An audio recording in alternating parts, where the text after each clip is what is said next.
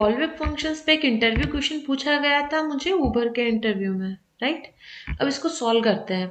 Callback function होता क्या है? कॉलबैक फंक्शन एक ऐसा फंक्शन है जो दूसरे फंक्शन के अंदर पास होता है।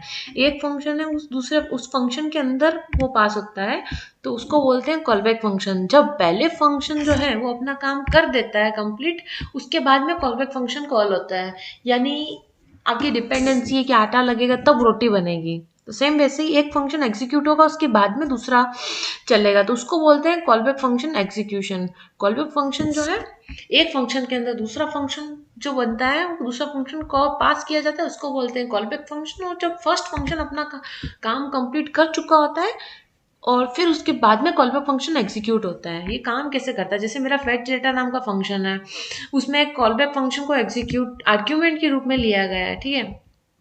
जब फेच डेटा नाम का जो मेरा फंक्शन है उसके अंदर कॉलबैक फंक्शन को आर्ग्यूमेंट के रूप में लिया है, जब फेच डेटा के अंदर कोड एग्जीक्यूट होता है 1 सेकंड के बाद ही, क्योंकि यहाँ 1 सेकंड का टाइमर लगा हुआ था, 1 सेकंड के बाद ही जब कॉलबैक यानी जो ये कॉलबैक डेटा नाम वाला फंक्शन है वो एग्जीक्यूट होता है और डेटा को console.log में प्रिंट कर देता है। तो चलो उसका आउटपुट चेक करते हैं।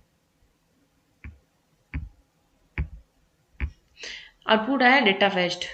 अब कॉलबैक फंक्शन की नीड क्यों है हमें? कॉलबैक फंक्शन की नीड इसलिए जावास्क्रिप्ट में कॉलबैक का यूज असिंक्रोनस टास्क को हैंडल करने के लिए यूज होता है। जब हम किसी टास्क को कंप्लीट कर लेते हैं, कंप्लीट होने के बाद में कुछ और करवाना चाहते हैं, जैसे डेटा फेच करना और उसको प्रोसेस करना, तो हम कॉलबैक फंक्शन को यूज करते हैं। तो जब